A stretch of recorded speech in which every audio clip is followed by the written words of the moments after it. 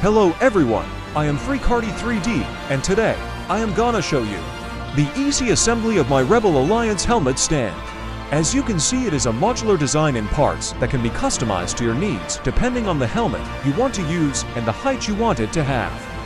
I printed the base in white and red combination to enhance the logo to 100mm posts, 125mm post in white, and a big cap in red.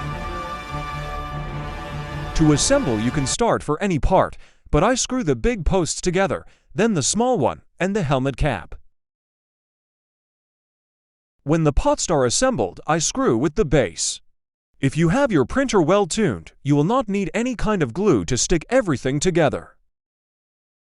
And install your helmet on it. It fits perfect with my Luke Skywalker Electronic Helmet. The design is available on my Fangs, Cults, and Creality Cloud 3D printing profiles.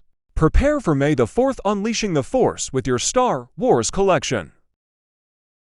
If you like this video, you can give me a thumbs up and remember, subscribe to my Freakarty 3D YouTube channel.